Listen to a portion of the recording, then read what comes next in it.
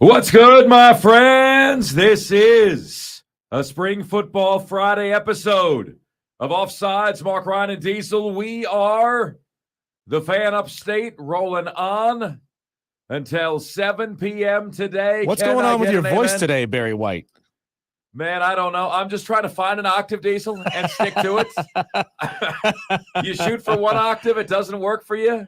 You switch down to another octave. That's Can you give me a chef? Hello, children. Hello, children. Hello, children. Oh, God. Absolutely brutal. Folks, this is either a rancid sinus infection or literally the worst ongoing allergy attack I have ever had. I am on every single drug known to man, nasal sprays, Claritins, every single thing you could think of. Have you tried some of that Colombian Bam Bam? I hear that opens up the sinuses. At this point, Diesel, I feel like I should consider anything. All right. Did you ever watch Crocodile Dundee and realize he dumped like probably $200 worth of cocaine into that bowl of hot water? I did realize that. Probably a lot. Hey, that's one of those, man. I don't know, Diesel. That's one of those low-key movies that is timeless and great. Yeah. No matter when you see it. Yeah. Like, that is awesome. That movie is tremendous. Far superior to number two. It is. It is superior to number two. Number two's not bad as sequels go. But the whole, the scene at the end where, they're trying to catch each other in the crowded subway and the terminal. It's awesome. He says he loves you.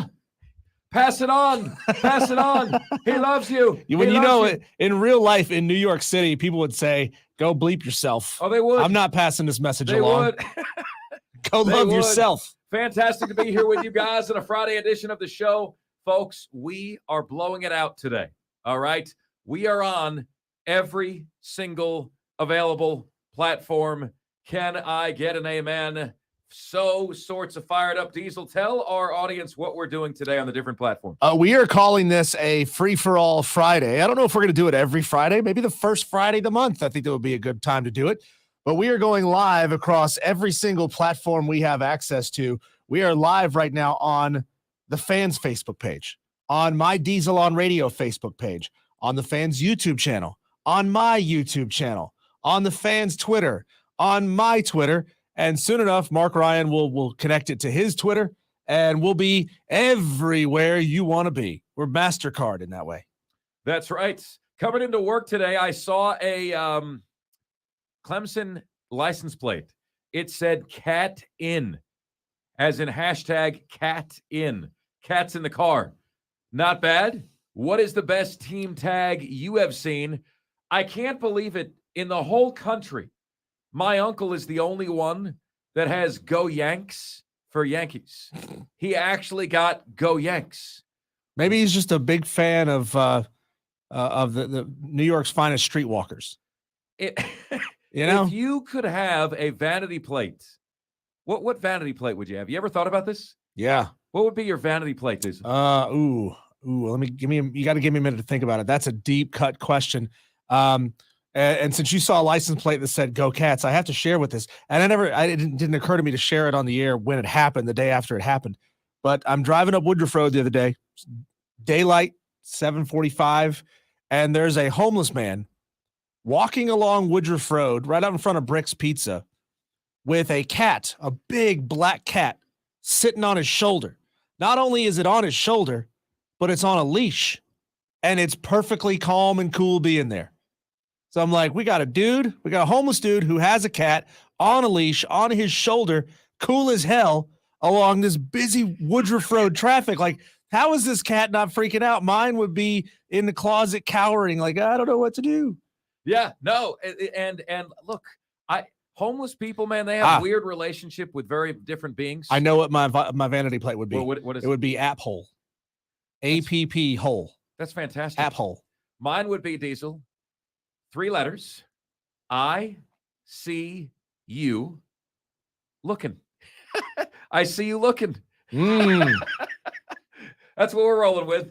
At least mine's not going to get me in trouble with the FCC. What did you just say, Diesel? What did you just say?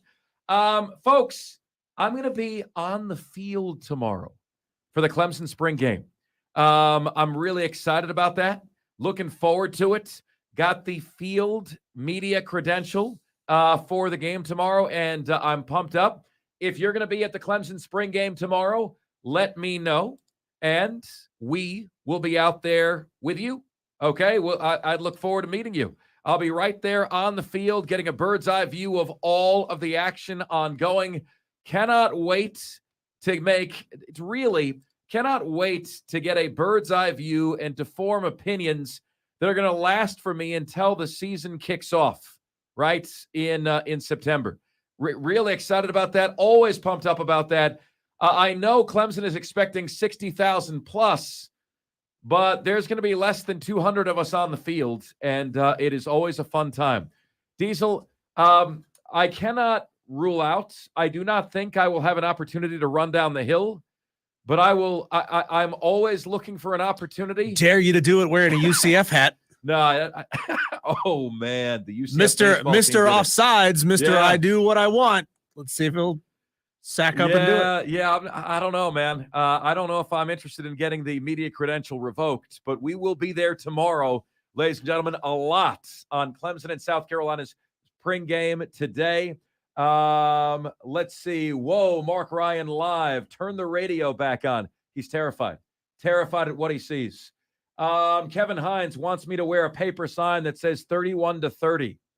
Ladies and gentlemen, you don't have to run. You don't have to hide. It's all right there for you coming your way tomorrow. Folks, there is a new article out about the most valuable college football programs in America. And this is new data out in 2023, most valuable programs in the country. Where does your favorite school line up? Very interesting. The results continue to say, ladies and gentlemen, that Clemson is actually overachieving. My concern for the Clemson Tigers is that all of the traits and all of the traits and special elements that made Clemson special when with Dabo Swinney there, are going to become less valuable to those kids that are now in for the money. They're just in for the paycheck. They're in for the cash grab. It's, all of the family-oriented vibes and, all in and just the community feel and the community vibe that Dabo has instilled. My concern is that becomes a little bit less important when all of these cats making six figures, right? All of these cats making six figures. Baylor athletic director Mack Rhoades fears the demands of the NCAA transfer portal and name, image, and likeness will drive head coaches away. And when I read that, Diesel, I think first about Dabo Swinney. Because Dabo Swinney, he doesn't use the transfer portal. Thus far, and I thought he would have caved to pressure at this point, he's still not using it. Well, right? There's been a lot of talk about high-profile coaches are going to leave the NCAA because of transfer portal and name, image, and likeness. Name me one who's done it yet. Like a high-profile coach. Top-level coach. Mel Tucker. Michigan State. One guy. You got one guy. One guy who has left NCAA football. And by the way, I said high profile. I didn't say medium profile. I said high profile. These guys are not leaving. We were led to believe that it was going to happen like this. There was going to be a flood of coaches leaving the NCAA for the NFL because they didn't want to deal with this anymore. But thus far, one medium profile guy has left. Well, wait a minute. I got to correct that. He hasn't left, Diesel. He's utilized the transfer portal to a major way to make Michigan State better than they should be. Okay, so that's not what I meant at all by the question. The question is, what high-profile coaches have left the NCAA because they're so fed up with name, image, and likeness? To this point, none. Well, it's also just started, right? It's been here 2 years. How long does it take before these guys realize they're fed up with it? I mean, they should have known, and there was a lot of scuttlebutt about this as soon as name, image, and likeness first came into people's minds. That these coaches are going to leave. Nobody's going yet, so I'm not sure that anybody's going to go. Mack Rhoades of Baylor says the following: I think we'll have coaches, if things don't correct themselves in the future, that are going to get out. Those who have been in it long enough to save some money, that's a check for Dabo, right? I think some are going to get out because it's just not what anyone signed up for. That's also a check for Dabo.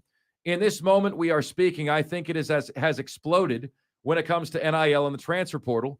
There are more than 1,300 in the portal for men's basketball. Right now, we literally have a pay-for-play system. We can dance around it, but that is what we have right now, and I don't think anybody in particular cares for it. The words of Mac Rhodes, Baylor athletic director. I'm reading this, Diesel. I'm reading this, and I'm thinking to myself, Dabo, Dabo, Dabo. And if I'm a Clemson football fan, my biggest worry is that Dabo isn't going to get with the transfer portal. As soon as the fan base starts groaning louder, it's going to get worse for him. Doesn't want to spend time recruiting cats he's already owned. He's not owned, but already offered to, right? Doesn't want to spend that time doing that. You know, Diesel, On3 Sports surmises that 86% of the money that is in collectives. Now, when we think about collectives, right, in terms of recruiting in college football, we think about it in terms of attracting new recruits to the school, right? That's how we think of collectives. 86% of the money is going to maintain the roster that you have, to keep the roster. You got a player that's going to the coach and saying, I've got a $300,000 offer to transfer to Ole Miss. And Billy Napier says, here's $300,000. Please stay. 86% of the money is going to players already on the team. And it paints a picture where you're hopeful that Dabo can create this Truman Show, this bubble around Clemson where it will still maintain and still be a very special place. But I'd like to add to that point, Clemson is still very much overachieving, Diesel. They are the 23rd most valuable program in America. Okay, that is up from 26th a couple years ago. But in terms of revenue, they generated in 2019-2020 a tick under $44 million for the year. There are 23 programs more valuable than Clemson. Now you know why they're talking about flirting with leaving the ACC. Don't worry, Ohio State was only 22nd. South Carolina was 21st. Very close dollar figures between Clemson and South Carolina. Clemson 43.8, South Carolina 43.9. But if you're a Clemson fan, doesn't that burn your brownies, right? It's like, sure, we've earned the right. We've won titles to be ahead of South Carolina as a program. Why are we consistently behind the Gamecocks in terms of valuable programs in America? Maybe it has something to do with that $50 million a year paycheck the SEC schools get. It has everything to do with that. Everything to do with that. So let's go through these a little bit, and I'll share with you those that stick out. Penn State is the 17th most valuable program in America. Oregon is the 16th. To the top 15 we go. Wisconsin, Ole Miss. This sucks for me, man. This shows you that my program isn't what it used to be. University of Florida is number 13. Nebraska is 12. Auburn is number 11. The top 10 most valuable programs in college football today. Here we go. Number 10, Arkansas, worth $52 million. Number 9, Utah, average annual revenue, $53 million. When did that happen for Utah, Diesel? $53 million a year. Number 8, Texas A&M, $56 million a year. Number 7, Tennessee, $61 million a year. Number 6, this is a surprise, they're not higher, Alabama, $61 million a year. Now to the top 5, Michigan. Look, notice how much these numbers are jumping now that you get to the top. Alabama is 61, Tennessee is 61. Michigan at number 5, $72 million a year. Notre Dame at number 4, $84 million a year. Georgia at number 3, $85 million a year. Texas at number 2, $97 million a year. And Oklahoma, number 1, $101 million a year. Gee, I can't figure out why the SEC wanted Oklahoma and Texas's combined $200 million a year. How is Texas's value going to change, though, once they don't have their own Longhorn network, once that gets folded into the SEC? They don't have that cash cow. That's just for them. No, you're right. You're right. Diesel, there's only 13 programs in the country that are generating half as much money as Texas and Oklahoma. half as much money as Texas and Oklahoma. Think about what they've got going for them. Then what the hell is Texas and Oklahoma doing with all that money? And you know why? Namely Texas. You know why, Diesel? You know why? I mean, pathetic. The Big 12 agreed in order to keep those guys at an uneven revenue sharing plan. That's why they're making that much money. That's the only conference that has the uneven revenue sharing plan. So what you have, the Mountain West has that with Boise State. Oh, okay, do they? Yeah, the Boise State makes more money in the Mountain West than everybody else. So what you have is Oklahoma and Texas bankrolling it. I think, folks, Clemson is overachieving. I think Clemson is still one of the best stories in football, what Dabo has built. The NIL doesn't do Clemson any favors. It's not in it's not in one of the big-time conferences, the SEC or the Big Ten. It's not in a big-time city or anything close to that stretch. I think, Diesel, Gainesville is a small college town, but Gainesville, Florida is by other cities. It's the flagship university of the state. It's less than 2 hours from Jacksonville. It's 2 hours from Orlando, 2 hours from Tampa. You're close to big cities if you're the University of Florida. I don't think NIL helps Clemson, but their efforts with their new NIL center and their branding efforts go a long way towards helping that out. All right, ladies and gentlemen. Yeah, I don't like how I look when I'm sick either. I really don't like it. I'm not down with this. Coming up next on the show, we continue with our media mock draft. Would you believe the Detroit Lions are again back on the clock? Jim Costa from the #1 sports radio station in America, 97.1 The Ticket, joins us next right here on Offsides. We are the Fan Upstate.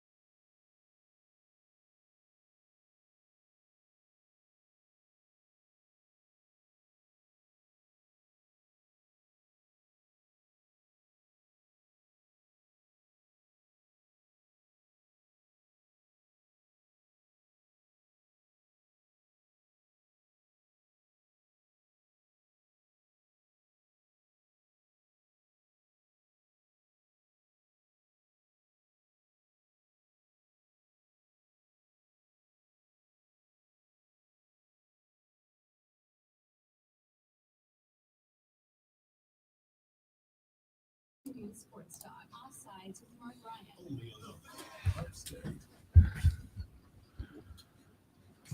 It's Offsides, Mark Ryan and Diesel. We are the fan upstate. Appreciate you making us part of your day. All right, here we go. The media mock draft rolls on. Forgive me, because I must do this every day. It's one of my OCD tendencies. Bryce Young went first to the Carolina Panthers. C.J. Stroud second to the Houston Texans. Will Anderson third to the Arizona Cardinals. Anthony Richardson fourth to the Indianapolis Colts. Jalen Carter fifth to the Seattle Seahawks. It was Tyree Wilson sixth to the Detroit Lions, who are picking again today. It was Devon Witherspoon seventh to the Las Vegas Raiders. Bijan Robinson eighth to the Atlanta Falcons. It was Paris Johnson ninth to the Chicago Bears. Peter Skoronski 10th to the Philadelphia Eagles. It was Jackson Smith in Jigba 11th to the Tennessee Titans. It was Jordan Addison 12th to the Houston Texans. The New York Jets picked 13th. They took Christian Gonzalez, corner out of Oregon. Quentin Johnson to the New England Patriots with the 14th pick. At number 15, it was the Green Bay Packers. They took Clemson's own Miles Murphy. 16th pick, it was the Washington Commanders' Deonte Banks. And with the most recent pick, and this particular guest has been 2 for 2, 2 correct first-round picks in 2 years, Mike Asti, Pittsburgh Steelers. Joey Porter Jr., the legacy pick to the Steel Curtain. Joining us right now from the number 1 local sports station in America, he is our friend Jim Costa from 97.1 The Ticket in the D, and he joins us right now. Good to have you on again, bud. How are you? Yeah, great to have 2 first-round picks. Gives me another crack at this. How do you feel about the Tyree Wilson pick, Jim? Would you make that pick again today? Yeah, I mean, there's a report out this week that they really like him. I mean, he's a little more of a project, but he's actually gotten favorable comps to a Lions defensive end project pick from the past, Ziggy Ansah. And if Ziggy Ansah had been a couple years younger and a little healthier, I think we would look back at that as one of the better Lions picks in a long time. If Tyree Wilson can be that, set the edge, and get to the QB, would love the pick. Jim, I'm going to ask you a programming question here. I saw a graphic today that the Lions have the fewest NFL playoff wins this millennium, 0.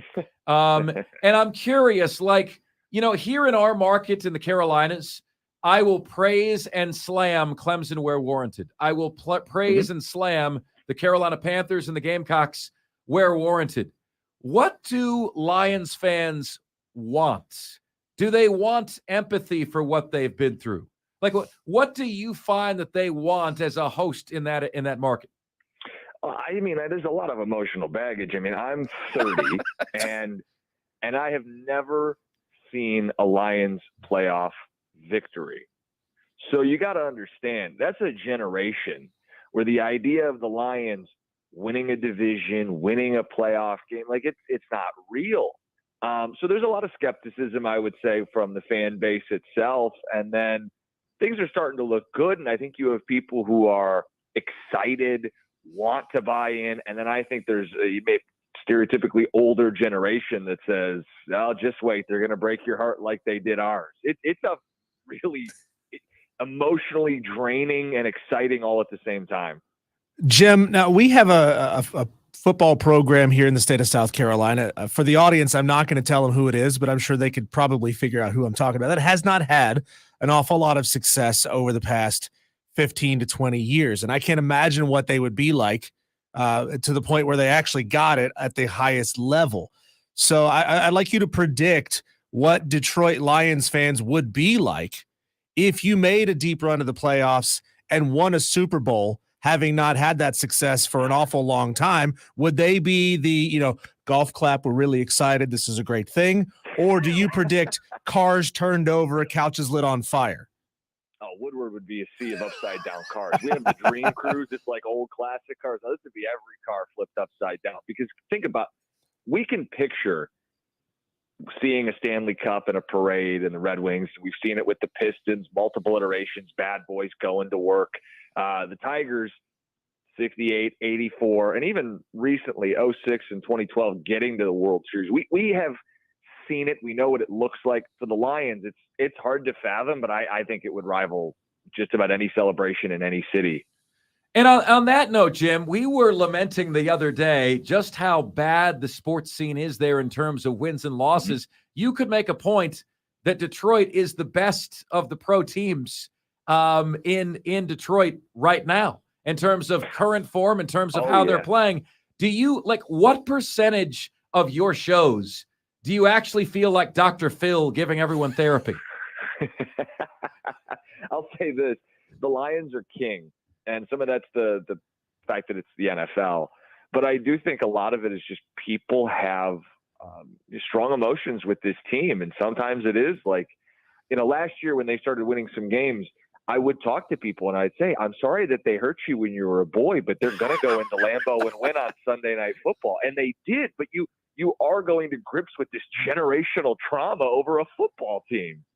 And Jim, it's like how much can you make that analogous to like relationship heartbreak? I found it to be very similar. Does it not? Like the same baggage that you and I and everybody else has from our heartbreaks in our lives, the same sorts of inferiority complexes, insecurities rear their heads as sports fans, do they not? Yeah, I think some of it's a coping mechanism. I think some people are legitimately jaded from years of losing, and I think other people have let themselves believe.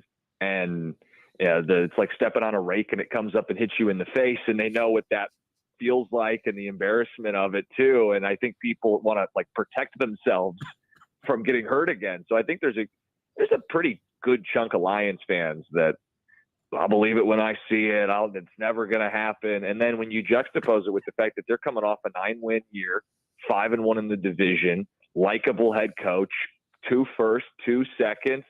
Yeah, I mean, I would say it's an exciting time, but everybody's also well aware of like, hey, this could be Lucy pulling the football again. I absolutely love that analogy. Jim Costa from 97.1 The Ticket joining us here on Offsides. Okay, Jim, it is time. The 18th pick in the draft is yours, my friend. And with that selection, the pick is in. And at number 18 in the Offsides Media Mock Draft, Jim Costa, 97.1 The Ticket, representing the Detroit Lions, selects Kalaja Cansey, defensive tackle, Pittsburgh. Wow, very interesting prospect. I've read quite a bit about him. Why the selection in the interior of the defensive line for Detroit? Well, first of all, thank you so much for your previous people taking all these corners. I would have loved to take a corner at 18, including Joey Porter Jr., but a run on corners puts the Lions back to another big need on their defense, which is interior. Now, Cansey, size concern, maybe not the greatest run defender, but he's a prolific pass rusher, and we know how this league is now. If you can get to the quarterback, specifically up the gut, up the middle, fastest way to the QB, you can wreck games. And you can look at the Jets with Quinnen Williams. You can look at Deron Payne with Washington. You could point out a fellow Pitt interior defensive lineman, Aaron Donald. I'm not telling you Cansey's going to be those guys, but if he can rush the passer up the middle, it's a big need for this team. Jim Costa joining us. Jim, do you get the sense, is Jared Goff the guy long-term, or does he have essentially a one-season leash? If he plays well this season, he gets another season. Does he just continue to have a one-season leash? Yeah, I mean, you might be talking to the wrong guy, because locally I am anti-Jared Goff as a franchise quarterback. I think there are people here, because of how strongly he played last year, view him kind of with blinders on, ignore all the QBs in this draft, don't trade up, don't take anybody, just forward we go with Jared Goff. He's coming off a phenomenal year.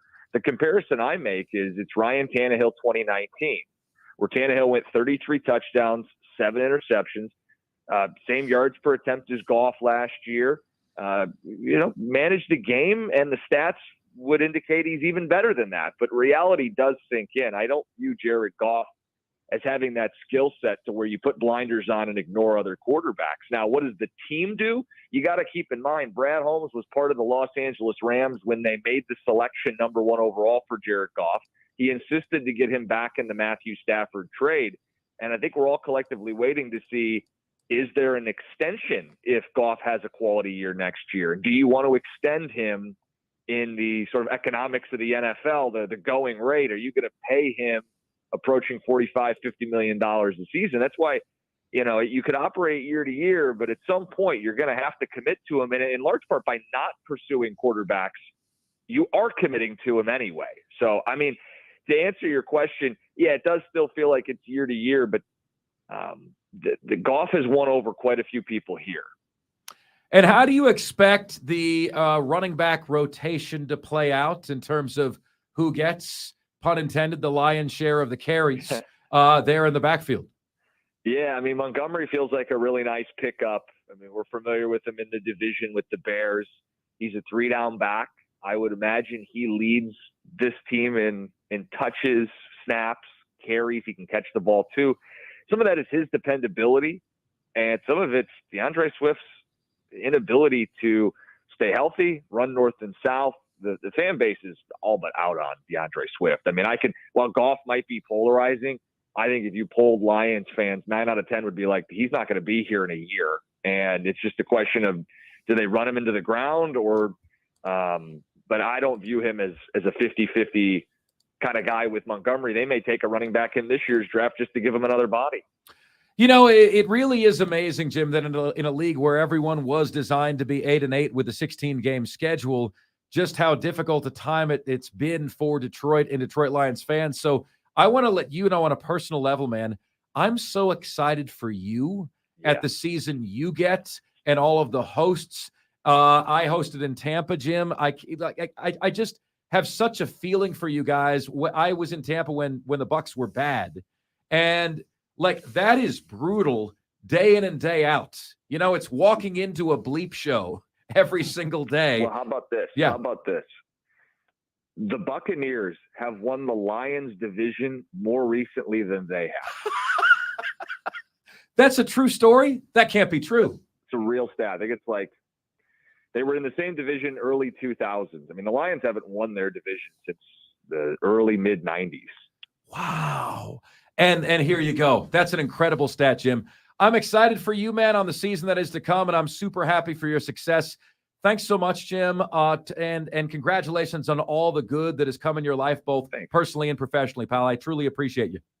Hey, I appreciate it, guys. Anytime. All right, take care. Jim Costa, 97, won the ticket. How about that for a stat of the day, Diesel? The Tampa Bay Buccaneers have won the Lions division more recently than the Lions have won their own division. When we did, Diesel, the Mount Suckmore, right? Detroit has to be on there. They have to be on there. There's no way that you can do a Mount Suckmore of pro sports teams and not have the Lions on there. They have one playoff win in 64 years. They're one of only 2 teams all time, to finish 0-16. It was Jim Carrey in Dumber and Dumber, Mark, who said, man, you are one pathetic loser. Yeah, that's the Detroit Lions. It is, man. Every single year. That's another reason why I want to see this draft process changed. I don't want the worst team in the league getting the number 1 overall pick, because most years they squander it. Some program or some franchises do the right thing and they build the right way and they're able to make success out of it. But why do we see the same teams year in and year out at the bottom of the league? Because they have crappy ownership. They have crappy coaching. They don't know what they're doing. They don't know who they are. They don't know what they want to be. They're changing coaches every 5 seasons. I mean, you gotta incentivize these teams to win, to want to get up there and get the best possible draft pick. That's why I want the bottom half of the league, the half of the league that does not make the playoffs. I want the best team of the bottom half picking first. That way, if you are one great running back or one great wide receiver or one, young quarterback prospect away from really being great, from pushing into that next level, That's when I want that team to get up there and have an opportunity to go get that player instead of being stuck middle of the pack in the draft, which doesn't really get you anywhere anyway, or having to screw over your fans and lose to go down there and get the best draft pick, or having to do what the Carolina Panthers did, kind of meddle right there in the middle without knowing really what to do. And then you have to give away the farm to go up and get the number one pick in a draft that really doesn't have a clear number one guy. And that's, in summation, ladies and gentlemen, is my take and Diesel's take.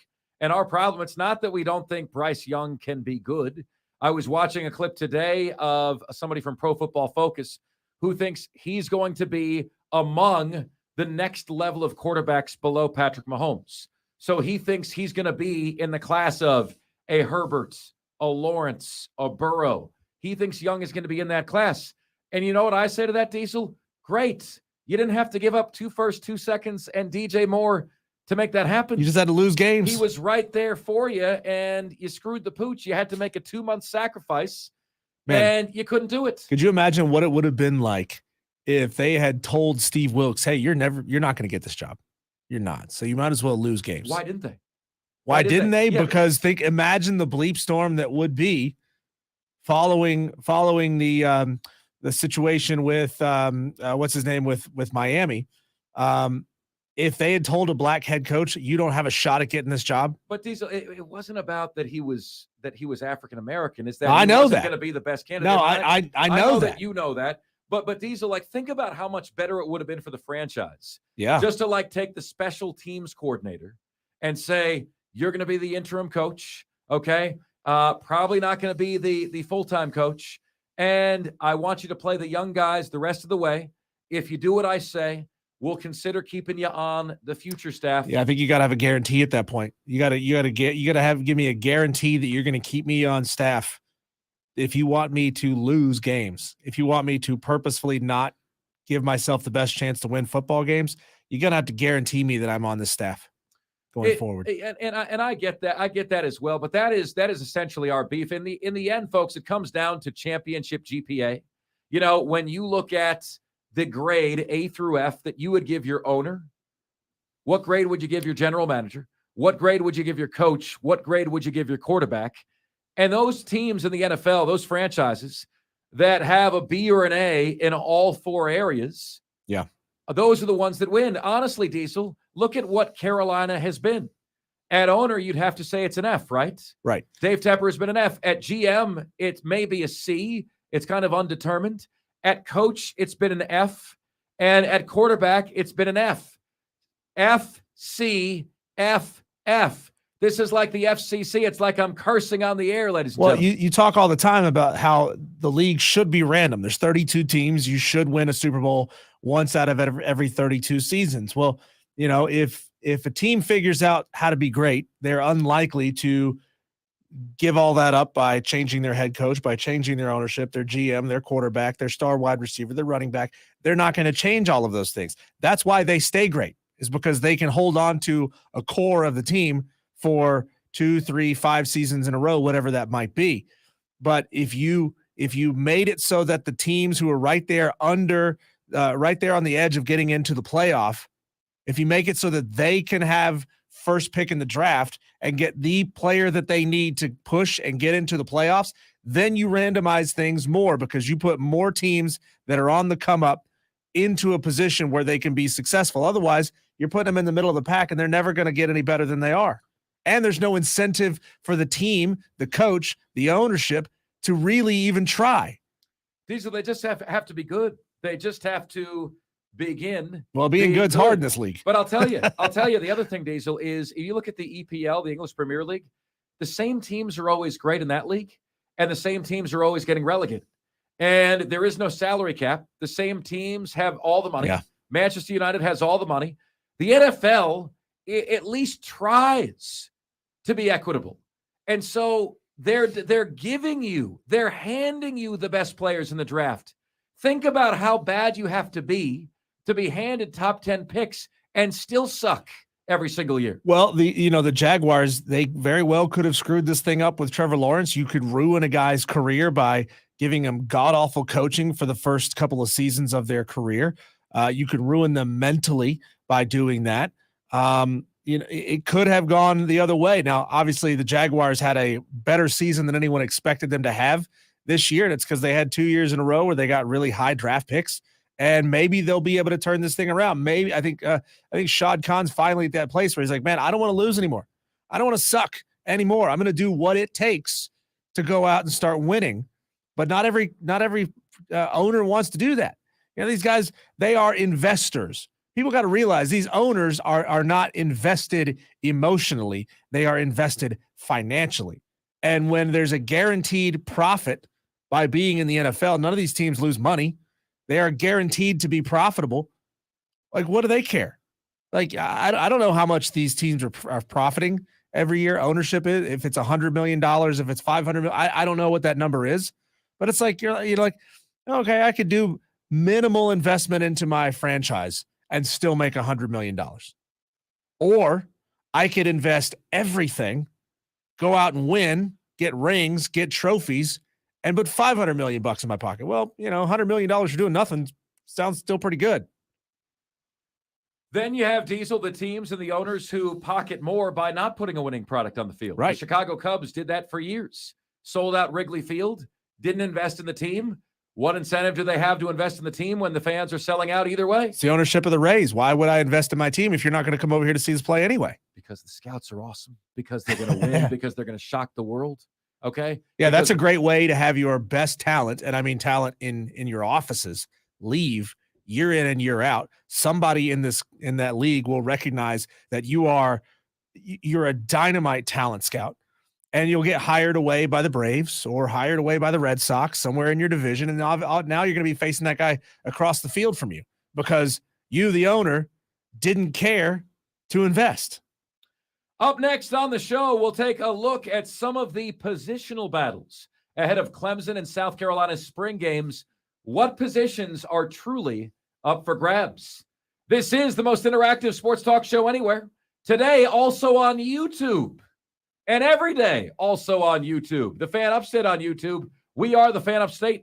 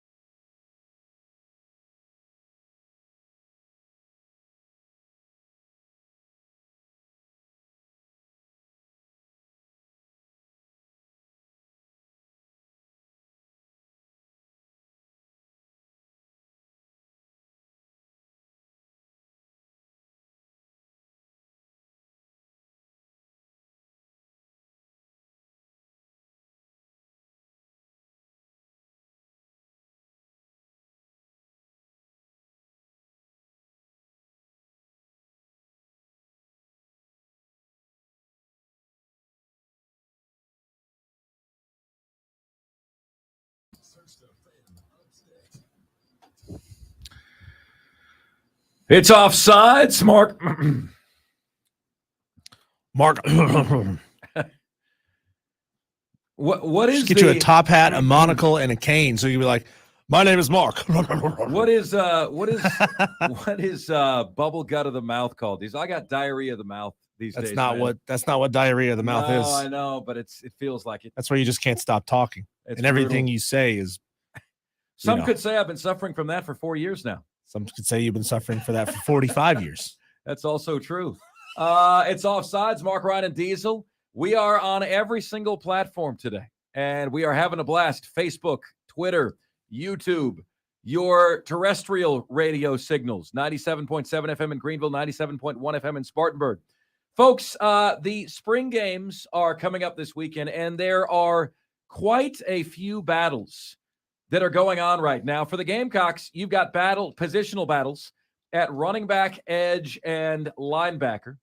On the Clemson side of the ledger, you have battles going on at outside linebacker, offensive tackle, and wide receiver.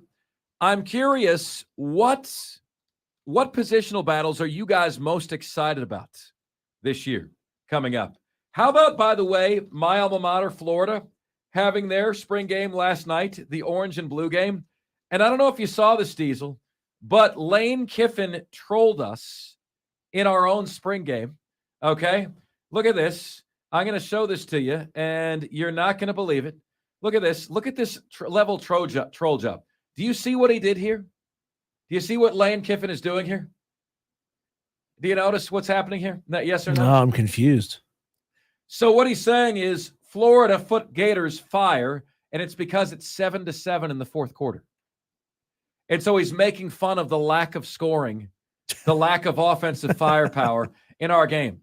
7-7 in the fourth quarter, and Lane Kiffin's like, fire, baby, fire. That's what's happening.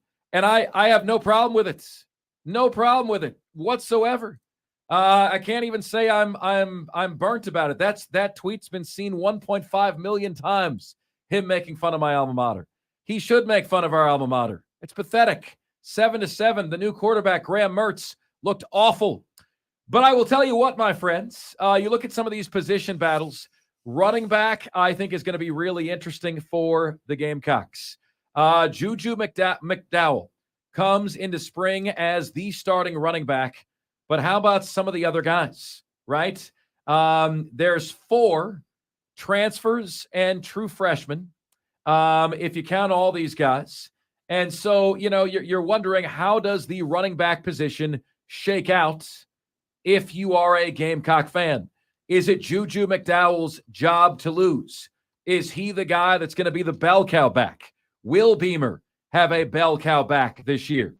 Then, on the Clemson side of things, the wide receiver spots, wide receiver position, who's going to be the number one? Is it going to be Antonio Williams, Bo Collins, Adam Randall, Cole Turner? Diesel, can you put a poll on that? Can we ask Clemson fans via Twitter who will emerge as Clemson's wide receiver 1 this year? Antonio Williams, Bo Collins, that's spelt like the Cajun way, Beaux, Adam Randall, and Cole Turner. How is that going to be divvied up? Because, folks, quite honestly, every single one of those spots on the depth chart, those are expected to be the first 4 guys. Every single one of those spots is up for grabs, right? Every single one. Antonio Williams led the team in receiving. Freshman Cole Turner had 161 yards on 8 receptions, and he's the guy right now that folks are absolutely positively raving about. So what positional battles are you most psyched about? Let's catch up and see what you guys are saying on the text line. Looks like we might be getting a new advertiser on the station. That is always fantastic. Let's see here. Texter says, Mark, you might want to find you some old backwoods country folks around here and get you some old corn liquor to knock out that sinus funk. So says Spur Daddy. At this point, Spur Daddy, I will try anything. I'm serious. I will try anything. I'm over this. I don't know what it is. I don't like it. I can't stop. Please take over, Diesel. Can't stop hacking. Take a breath. Take a breath. Drink some water. Hydrate the pipes a little bit. Can't stop coughing. Can't break the congestion. This is brutal. Just brutal, I tell you. Let's see here. He says, I can't, not for air. Friend got off out using it for a week. Can get at Best Buy. What is this? He's given me some sort of, there's a tonic for allergies that apparently you can buy at Best Buy, Diesel. Okay? That would be a Best Buy. That would be an all-time Best Buy. Thank you for the suggestion, Texter. I think he's trying to sell you some snake oil. If it won't kill me, I will look it up. Try not to get in the way of the homecoming queen grazing. That is a Gamecock fan. He knows I'm going to be at Clemson. He knows I'm going to be at Clemson tomorrow for the Clemson spring game, and he's getting his shot in. Let's see here. Texter says, I grew up in Michigan and love the Lions. That is a dedicated, loyal fan base. Go Lions. Texter, do you think the Lions are legit excited now, or are they still needing therapy? I feel like Gamecock fans need therapy. They've been through a lot of bleep. They need some therapy. They need somebody to tell them, as Beamer has, how good enough, how strong enough, and doggone it, how people love him. Beamer, in his first couple of years, kept going to the podium and saying, we need to get rid of the mindset that we're waiting for something bad to happen around here. Beamer saw it. Beamer noticed it. This isn't Mark Ryan making it up. Texter says, I don't know, Diesel. My Bengals were trashed until we lucked into getting Burrow. Now we are a powerhouse. Rare is the guy who does it all and can completely turn around a franchise's culture and fate by himself. Doesn't happen often. That has been Joe Burrow in Cincinnati. And if I may offer one quick thought on Lamar Jackson, everybody's saying, well, what wide receivers has he had to throw to? Who is the Chiefs wide receiver one? Anybody? Fry Bueller? They just won the Super Bowl, right? Who's their wide receiver one? See, the best players elevate everybody around them.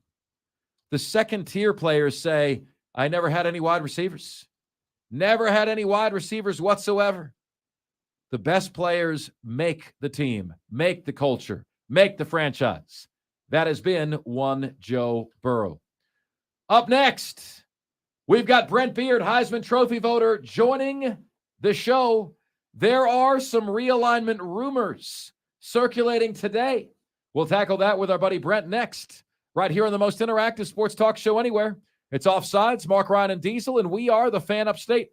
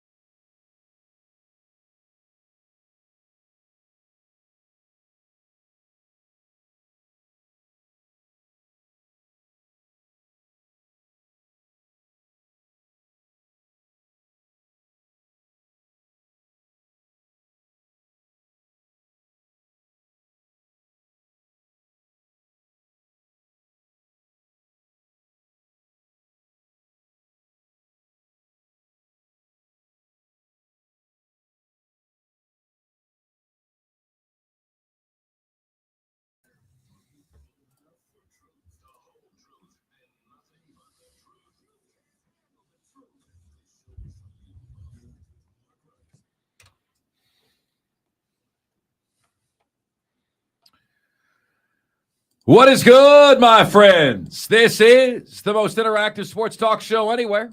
It's Offsides, Mark, Ryan, and Diesel, and we are the Fan Upstate, rolling on until 7 p.m. today. Can I get an amen? Well, I will tell you what. I was minding my own business today, which is not so easy for me to do all the time. And I saw this coming from Tennessee. The Swaim show out of Tennessee. And it was very, very, very, very interesting. The Swaim show had a scoop, and it's interesting. He is an All-American voter. He covers sports on all things NCAA levels, and what he says is that things are heating up quickly in the ACC, and much quicker than any of us anticipated.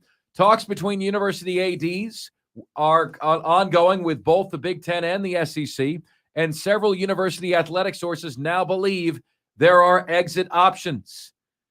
Florida State, Clemson, the U, Virginia, Virginia Tech, Georgia Tech, NC State, and UNC.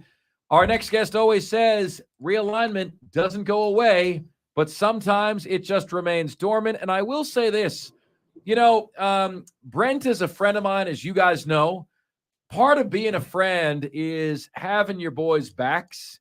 And in August of 2021, when I got the scoop, per a reliable source, that Clemson and Florida State have reached out to the SEC about joining the conference.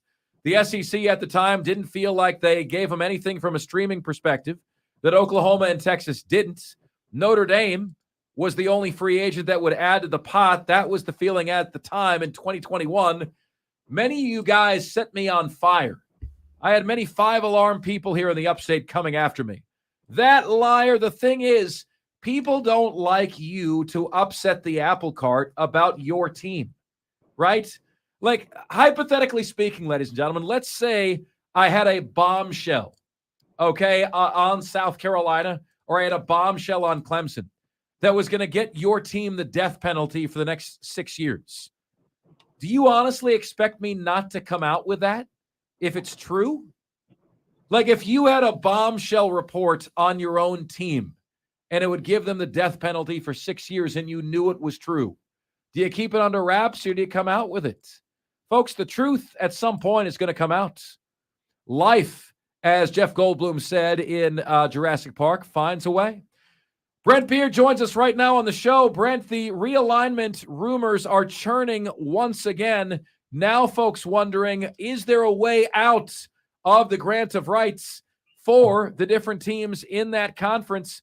What do you think, Brent? If you had to bet right now, are Clemson, Florida State, et cetera, are they going to be held to the grant of rights? Are they going to still be in the ACC when all this ends, I believe, in 2036? Well, at that point, I think there'll be some changes from the conference. That grant of rights, we understand is ironclad, but I don't know if that exists with necessarily anything. But I do believe that these schools have got people who are looking at that agreement, and they are looking at what they can do to get out of it, as far as what they can do to raise money for buyouts. I think all that is probably going on. So, but look, if that agreement was not in place, or if it was a lot less ironclad than what it is now, would there be movement in that league? Yeah, I think there would be. And now, Brent, we've heard so much that the SEC is set. They feel like they're set where they are. They feel like they're good. They don't need to really add anybody else. And that may be true from a competitive standpoint, but from a financial standpoint, you know, you obviously you got to keep up with the Joneses. You can't let the Big Ten pick up lucrative properties if you're not also doing the same thing. So even though the SEC claims that they are set, could the Big Ten force their hand? They're set for now, Diesel. But look, the people who are in charge, particularly the commissioners, are vision people. They're looking not just right now. You can make the argument, and I see why they say that right now. But these are folks looking down the line. They want to be sure that they are in the best possible position that they can be, and what that would mean is you're looking 5 to 10 to 15 to 20 to 30 years down the road as far as who you would like to be able to bring in. This is interesting. I had this discussion this week with some folks about this, and again, keep in mind here, one of the things that, and the average fan may not like this, but one of the things that makes these ACC schools so attractive is the academic end of it, and that they are a part of I believe it's the AAU, that organization that is well respected. And again, what we cannot ever forget, the people who are making these decisions or presidents and chancellors. That may not be a big deal to us guys, but it is a big deal to them. Brent Beard, Heisman Trophy voter, First Coast News in Jacksonville, joining us here on the show. Brent, look, I believe you hit with a first-round draft pick in the NFL if your draft pick becomes a solid starter, okay? I happen to believe, Brent, that in terms of, even though you're a college guy over an NFL guy, you know these first four quarterbacks pretty doggone well. That is my belief on you. So, Brent, you don't have to play the odds. The odds are 2 or 3 out of these 4 guys are going to bust. You can tell me this is a year where it's different. But I'm curious, Brent, Bryce Young, C.J. Stroud, Anthony Richardson, Will Levis, 3 years from now, of those 4 guys, who hits, who misses? I think that Stroud and Young will hit, and I think that Richardson and Levis will not. I just think that Stroud and Young are just incredible prospects, and I'm not saying that Richardson and Levis can't because they could. They've got a lot of the tools, but I just think if you're looking at those 4, if you're asking me which half of them succeed, that will be my half of them. Yes. Brent, give me one coach in the SEC, and it could be a coordinator coach if you want it to be, who will not be on their staff this time next year because they've been fired, and give me one coach who will not be on their staff next year because they've been hired away somewhere else. I would say maybe I think Eli Drinkwitz. I like Eli Drinkwitz, but I think he's got to be careful. They need a good year, and I'm not saying that he's even necessarily on the hot seat, but they're better defensively. That's going to make a difference too. And I'm not going to say he's going to leave, but the Armstrong guy that goes from Alabama to Florida as their defensive coordinator, I think is a superstar. Was in the Swamp last night and able to see him up close. But he's going to start garnering a lot of attention, especially if that Gator defense is much better this year. And I think they will be better. So, Brent, can I get your scouting report from what you saw on the Orange and Blue last night? Did you happen to see the tweet of Lane Kiffin trolling the Gators, Brent? Did you happen to see that? He was making fun that it was 7-7 right in the fourth quarter, and he was like, Florida football, man, is fire. Admittedly, Brent, excuse me. Yes. I didn't see any of it yet.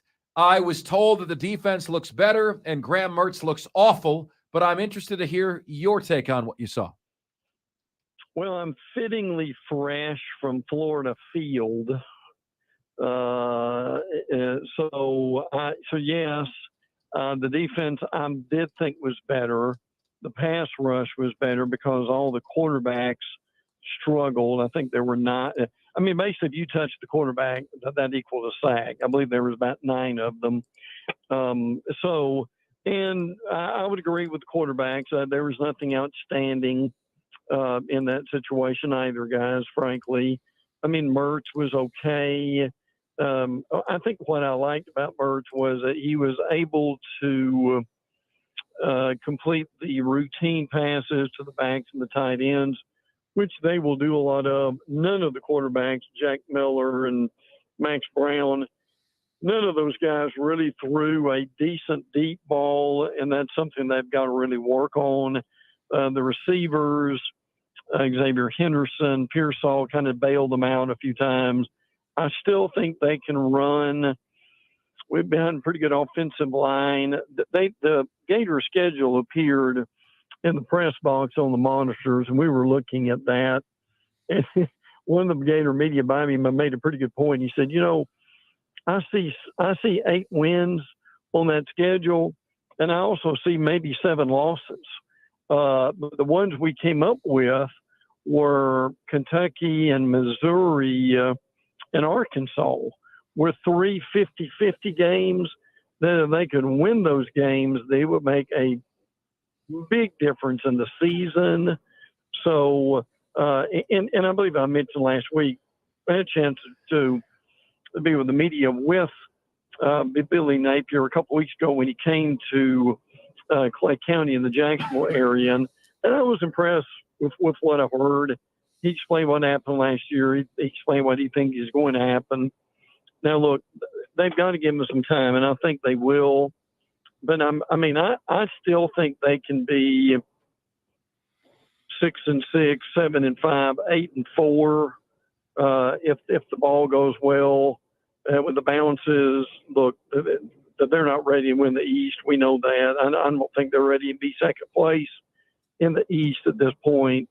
But there was a surprisingly good crowd because the weather held out. It was about, they said 42. I'm not sure I agree with that, but there was a decent crowd who was there, and there's a little bit more excitement. So I mean, look, is it kind of like spring training in baseball? Yeah, I think you could probably say that. They're better, and they've got a long way to go. I don't know if that helps for Gator fans, but that's kind of where they are. Brent, where are we with Florida football when, if the ball bounces well, the Gators could go 8-4? Now, I branched that out into this question. I've seen some of the impatient types, either Florida or non-Florida fans, saying, well, when Florida drops a 4-8 this year or a 5-7 or a 6-6, they're going to be looking for a head coach again. This just, in my opinion, Brent, happens to be the year where everything hits the fan roster-wise, where you don't have the holdover talent, and this is kind of an in-between year. I'm not sure Nick Saban would be better than 7-5 or 8-4 with this year's roster. To me, if you see some improvement on the defensive side and you can keep the ship steady and wait for the reinforcements, DJ Lagway to come in next year, that would be a positive. But there's some folks saying that Florida might be looking to replace Napier after this year. No. That's just not going to happen, I don't think. I mean, look, if they were 0-12, we'd have that conversation, but they're not going to be 0-12. I think that the people in control understand where this program is and where it's come from. And it's funny you said that, because the media had this conversation last night. I mean, look, if they, I mean, what are you doing to your program if you change coaches every 3 years? And Napier, frankly, was very honest in the post-game press conference as far as looking into the transfer portal, which, by the way, opens tomorrow. Folks need to know that it opens tomorrow, not May 1, but April 15. And look and see if there's a quarterback available. So I think that's trying to light a fire into the guys that he's got. But I think that the other reality is the guys that he's got are probably more backups than they are starters. So I don't blame him for looking around. But no, I don't agree with the point that about what some of the fans are saying. But fortunately they're not making the decision. Brent, what, if anything, are you hearing out of College Station and Bobby Petrino, making his stamp on the program, and how much do you trust Jimbo Fisher to take the hands off the wheel and let Bobby Petrino coach, especially if 2 to 3 games into the season things aren't necessarily going the Aggies' way? The beat writers have said, Diesel, that he has been unusually quiet, meaning Jimbo, during the spring, and that he has let Petrino basically run things. And it was also kind of interesting that Petrino was probably more of a teacher than given credit for. In other words, when a player makes a mistake, he'll go up to them and say, look, tell me what you're seeing so we can correct it. And so now there was a practice a few days ago where Fisher kind of let loose and on the first team offense and said, okay, we'll run it again. So, but that is an interesting dynamic. But again, as you mentioned, this is spring, guys. How's that dynamic going to change in fall? Brent Beard joining us here on Offsides. Mark, Ryan, and Diesel, the fan upstate. Brent, the last couple of years, Cincinnati, Tulane have shocked the world. Who were some of the group of five's best heading into this year? Memphis is a possibility, from what I've been told from guys who work up there in the media, that this could be a year that they could make some waves. So I think that's a team to keep your eye on. UAB is another team. I think that's pretty fascinating. And as you guys, I'm sure, heard with Trent Dilfer up there, a little bit of talk with Hugh Freeze about having a spring game. I'm not saying it's going to happen, okay? But I'm hearing a few more coaches who are saying they're open to playing somebody else. Look, we're not going to have Ohio State, Michigan in the spring, okay? But if you can have UAB and Auburn or Troy and Alabama, would that happen? I would still be surprised because I don't think the coaches in mass would go for it. But those are some schools that just kind of off the top of the head that are worth watching out for this year. Now, Brent, I don't have anything for you today that can top what we gave you last week for your birthday. The ice cream truck, the serenade from Sister Ryan. And but I do want to mention this to you. My sister did get a package from a secret admirer a couple of days ago, and I have passed on that did come from you. So I just wanted to make sure that you were aware of that. And I was wondering if you've ever gotten serenaded like that on your birthday, on birthdays past. Yeah. I've had some media friends call and maybe the ugliest happy birthday I've ever heard before. Who were able to sing a little bit, but oh sure, beyond that, yeah, you get a little bit of that. I'm my identical twin, who I'm much younger than, has gotten a little bit of that too. So that's happened before, yes. How many minutes younger, legitimately, Brent, are you than your brother? The main thing you need to know is 120. So that's 120 seconds between us. Okay. 120 seconds. Wow. Brent, so good catching up with you, bud. Hope you had a great birthday. We appreciate you so much. All right. Have a great weekend. You too, guys. Take care. All right. Take care. Brent Beard, Heisman Trophy voter, First Coast News in Jacksonville. Always appreciate his insight and then some. If Clemson fans aren't worried yet about what their rival is doing, today's yet another example of why they should be. That's next. This is the most interactive sports talk show anywhere. It's Offsides, Mark, Ryan, and Diesel, and we are the fan upstate.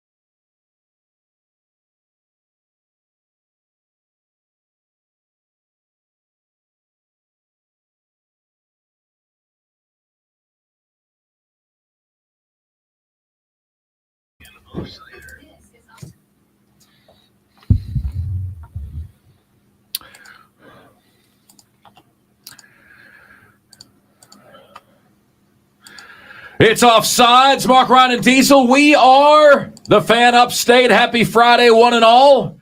Texter says, somebody better get in the Panthers' brass ears and tell them not to draft Richardson number 1. I see the Panthers are still considering drafting him. Yikes. Yeah, you heard Brent Beard say this, and I thought it was really interesting. Who's going to hit, who's going to miss? He says Young and Stroud hit, Richardson and Levis miss. Want to can overcome a lot, ladies and gentlemen. But I will tell you this. There are so many people. Diesel, tell me if you can detect this as well. There are so many people that want to do like what we do and want to have a place in sports media. And in 5 or 10 minutes, you know whether somebody's got that it in their personality, that they can command an audience, that they can run a show, that they can lead a show. How many guys in this business, and nobody wants to be the bad guy. Nobody wants to be the guy that's like, man, this just isn't you.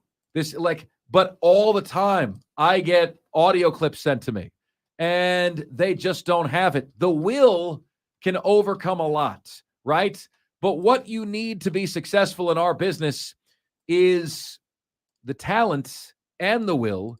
And I don't think anyone in this business has any success if you don't have those two things. The personality type, the talent, and the will. There's a lot of guys, Diesel, that want to do it. They get on the air, they sound like old newspaper guys. Yeah, there are a few people who can be entertaining. How many people do you know, Mark, have ever said, "Oh, well, my best friend says I'm hilarious. My wife thinks I'm really funny." And that's great. That's great, but your audience is more than just your wife. It's more than just your best friend. You have to figure out how to be how to be entertaining, and you either have to figure it out on the music side, like what I do for my main gig, is you got to figure out how to do all of that in 25 seconds, or on this side of it, you got to figure out how to do that in 15 minutes. You got to figure out how to be compelling for 15 minutes, and that's really difficult for a lot of people. Oh, it is. And just like it is, folks, with your TV show. If you ever saw a TV show, by the way, a lot of you guys, I'm watching your TV shows right now. Hope you know that. A lot of you recommended The Night Agent. The Night Agent grabs you by the short hairs in the first 5 minutes of the show. That's the same philosophy that we all have, right? What can we put into the first 5 minutes of the show that's going to grab you? Why do you think we open the show every day with a description of everything that's coming up on the show that day? So anyway, folks, the tease for this segment was, if Clemson fans aren't yet worried about what their rival is doing, here's another example of why they should be. Today, Diesel, South Carolina got the verbal commitment of the number 1 player in the state of South Carolina. Josiah Thompson, offensive tackle, 6'6", 280 pounds, out of Dillon High School in Dillon, South Carolina. Anybody can tell me where Dillon is in South Carolina, Diesel? Any idea? Bueller, Fry? I don't know where Dillon is. I know it's in the state. Any relation to Dillon from 90210? No. But the Gamecocks get Josiah Thompson. He is the 60th best player in the country. He is the 2nd best offensive tackle in the country. Did he have an offer from Clemson? And Diesel, he had an offer from Clemson. Ooh. Now, Diesel, if you look at South Carolina's class and you look at the best players in the state of South Carolina, the list I have in front of me right now, check this out. Of the 7 best players in the state, South Carolina has firm commitments from 4 of the 7 best players in the state. They are the leader. They are considered a 100% lock for safety Kelvin Hunter from Florence. So they have commitments from 4. They're considered a lock to get number 5 from Kelvin Hunter, 5 of the top 7 in the state. Number 5 in the state is an athlete by the name of Troy Stevenson. Troy is considering Boston College, Coastal Carolina, Georgia, among others. And Clemson is considered a lock for wide receiver Braylon Staley out of Aiken, South Carolina. But what's going on right now in a state that is suddenly producing better talent? This is a state that most years has 3 or 4 players that are 4 stars or 5 stars. This year, that number is 6. Of the top 7 players, South Carolina now has commitments from 4, considered a lock for number 2, Calvin Hunter. Diesel, they get that one. South Carolina will have 1, 2, and 3 in the state. And Cam Pringle and Josiah Thompson were both guys at the offensive line position where Clemson is now weak, that Clemson wanted, that Clemson recruited. So my question to you guys is this: what is Beamer doing better in the Palmetto State than Dabo? Well, where that significantly matters, Mark, is before NIL, before the transfer portal, we were saying that Clemson has reached the level that they can recruit nationally. Well, it's getting harder and harder and harder to do that with Southern Cal coming back, especially from a recruiting standpoint, Texas coming back from a recruiting standpoint, Oklahoma coming back from a recruiting standpoint. It's getting harder and harder. You got more and more competition, and you're falling off. Again, I say that lightly because anytime you mention Clemson falling off, the fans lose their minds. You can't see it unless you're watching on the video. I'm doing little air quotes. Falling off a little bit, having a down season. It's going to get harder to get those guys because you don't have the NIL opportunities. You're certainly not a transfer portal destination. And so now your national recruiting relationships that you formed with your coaches and with Dabo starting to get a little bit weaker. And then if you don't have the standing in your own state to run your own state, you don't have that to fall back on. The commitments brings South Carolina, commitment of Josiah Thompson, best player in the state, brings the Gamecocks all the way up to, in the 24/7 sports team rankings, number 11. And, Diesel, in the all-important blue chip ratio that the Gamecocks hit at exactly 50%. What is the blue chip ratio? 50% of your commitments are 4 or 5 stars or better. 4 or 5 stars. Every national champion this century has had a 4-year recruiting average of 50% or better. Blue chip players. South Carolina hit the blue chip ratio last year for the first time. In the 2024 class right now, which now has 7 commitments, 6 are 4-star commitments. 6 out of 7.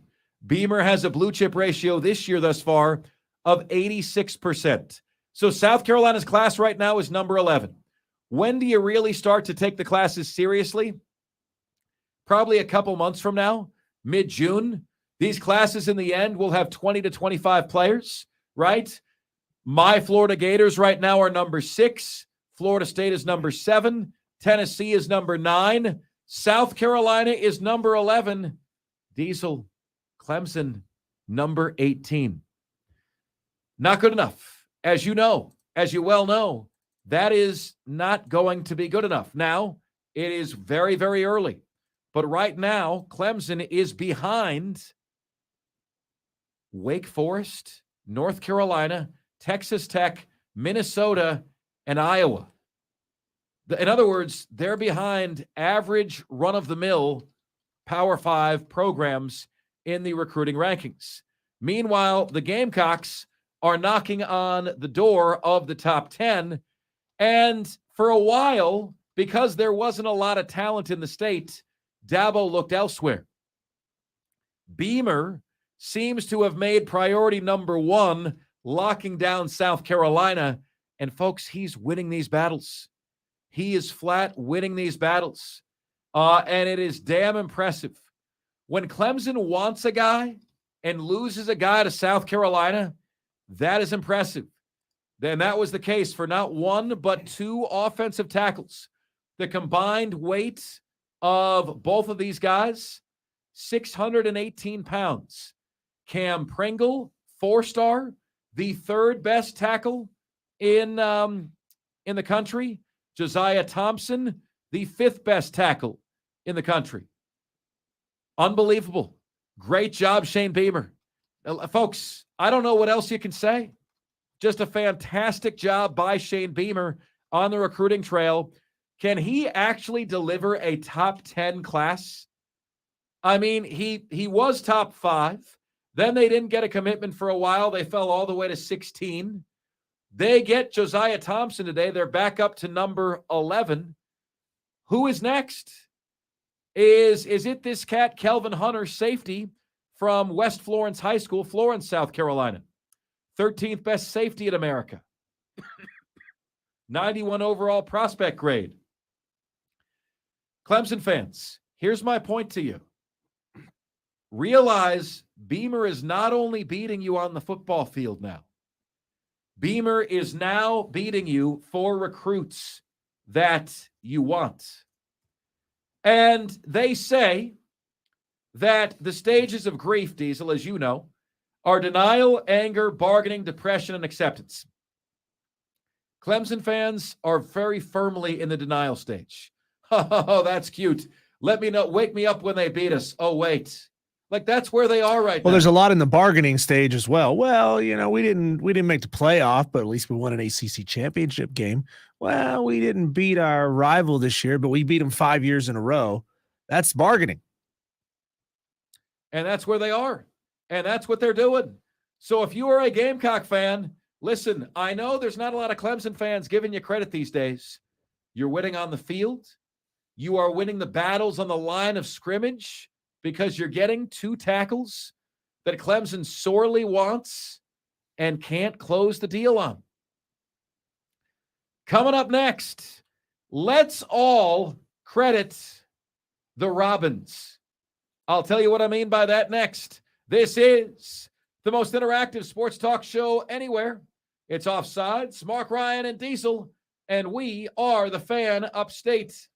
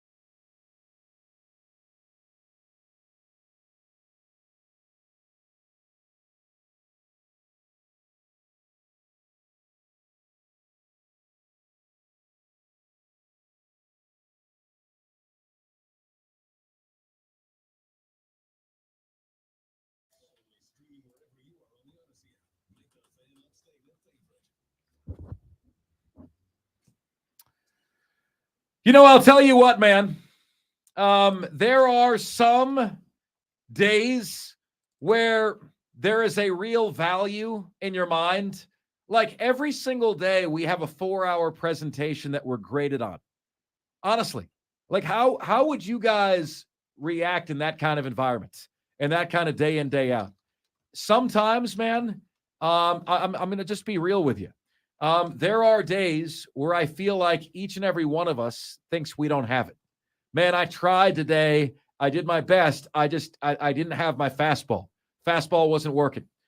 Then there are days like today where you're like truly valuing and appreciating all of the perks of the position. Okay. The Greenville Triumph just dropped us off the most pimp swag bag I have ever seen. And Diesel, like, yeah, you were like, give me, I'm taking that, take that. Can I take all this stuff home? Like you had it in your arms, like a kid walking out of the store with a bundle of clothes. Let me tell you what happened. The last time this happened, Diesel, I got like the short end of the stick, and I ended up getting, everyone else got like a hoodie, and I got like a t-shirt that didn't fit. Wait, when did you get a hoodie? Other people got a hoodies. From where? I got like a t-shirt that didn't fit. I'll tell you off the air. Well, that means you don't get the jersey. No. I got a t-shirt, Diesel. I know. That didn't fit. Okay? Listen. I know. I didn't get the hoodie. That means you don't get the jersey. So the Greenville Triumph dropped us off. And I'll tell you what's hilarious about this in a moment. Okay? We got the what is this called, Diesel? A banner? That is a pennant. We got the old school pennants that you would hang up in your room. Put it on the camera. Here, let me see it. You'd put it up in your room when you were a kid, right? You had a pennant for your favorite baseball team, a pennant for the Atlanta Braves. How sweet does that look on the YouTube stream right now? If you want to check it out for yourself, you can go to YouTube, the Fan Upstate. Then we got 2 super deluxe flags, one for the Triumph, one for the Liberty, Diesel. Love it. Here's what those look like. And because I do not trust Diesel any further than I can throw them, and if you've seen the size differences of Diesel and I, you know that I can't throw them anywhere. And this is what's really funny. This is hilarious. We got 2 jerseys, okay? One for the Greenville Triumph and one for the Greenville Liberty. I'm partial, honestly, to the Liberty's color scheme, if I may. I think this is a dope jersey. And what's hilarious about this, ladies and gentlemen, is that they're both adult large. There is only one person on the on-air staff. As Diesel, we talked about this yesterday with the shirt that I had. Yeah. You can't fit into a large, get an extra large. I would be an adult sausage if I tried to fit into that jersey. Yeah, there's only one person that can fit into the large, and that is me. If only you'd been here, I guess it was about 6-7 years ago before you came around. We got in like individually branded, so they put our names on the back of it, jerseys from Clemson. Wow. Game worn jerseys from Clemson. I guess we're sitting in a warehouse somewhere, and they said, "Hey, let's hook up the local team," and they did, just the same way that the Triumph just hooked us up, man. And the Triumph and the Liberty. Wow, this bag is great. Absolutely, positively incredible. Santa Roy came through the door and hooked us up. Oh, he did. Greenville Triumph, thank you so much. Thank you. Greenville Triumph, we love you guys. We absolutely love you guys. Diesel, I'm going to put on the tickler, not because they did this for us. I want to bring back Tour of the State, and I want to have them on next week anyway. Well, season's getting underway. The Liberty season begins in May. I'm told the Liberty games are actually really dope, and I haven't been to one yet. Not only are we so grateful for them to bring this stuff by, you are now going to see it in the background of our videos. Like, what are we supporting Charlotte FC for? We're going to be supporting the Greenville Triumph and the Greenville Liberty. We're going to have that in the background. It was not our decision to put up a Charlotte FC flag. It was not our decision to have this godforsaken red sequin jacket in here. But we all share the space. Different things can occupy the walls. But if you go to the YouTube page, also right now on Facebook and on Twitter, Diesel, you guys can see the room where we do the magic that we do. You guys can see the room. It is pretty cool. Stephen Webb is excited. He says, Liberty, let's go. Incredible. Let's see here. Texter says, okay, Mark, Dillon, South Carolina is in purgatory between Columbia and Myrtle Beach. So says Trey in Kentucky. Purgatory. Brutal. Texter says, state of South Carolina recruiting isn't an exact indicator of overall recruiting. Georgia and Florida have better recruits than South Carolina. That's true, Texter, but the state of South Carolina is producing better recruits than they have in a long time. What really matters to me, Texter, is when both programs offer and one program is getting those guys more than the other. Texter, I would be willing to bet on these, you said there were seven guys in the state of South Carolina that are 4 and 5 star guys, and South Carolina has gotten 4 of them. Can we safely assume that both Clemson and South Carolina offered all 7 of them? No, but the top 2, they both did, Diesel. And South Carolina got the top 2 overall guys in the state. This is a state, guys, that normally produces about 3 4 and 5 star players a year. Spur Daddy's on us. He goes, y'all are a Furman station and have a Wofford football jersey hanging in the background. Spur Daddy, we are waiting on Christmas Day from Furman as well. We hear rumor that Furman is maybe, I'm not going to speak for them, may be able to hook us up as well, and we absolutely want to have that in the background of our shots. Coming up next, we got the top 5 at 5 and so much more. We'll get to your texts, your calls, your tweets, your texts, all that and more here on Offsides, the Fan Upstate.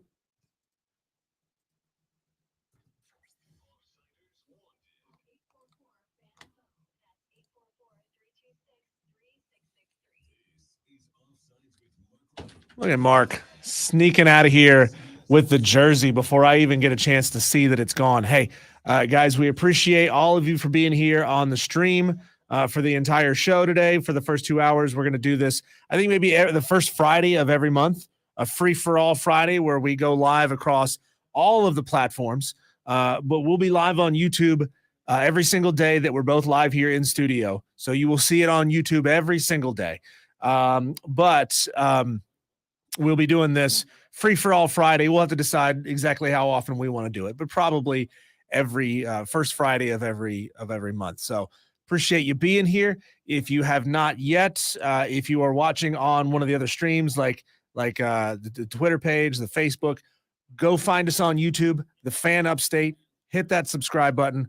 We're trying to maybe reach 100 subscribers by the middle of July, by the end of July. That'd be awesome to hit that number by the end of July. And we're close. We're like 35 away. So appreciate you being here. Thanks for watching the stream. And we'll see you back here on the stream probably on Monday. Thanks for watching.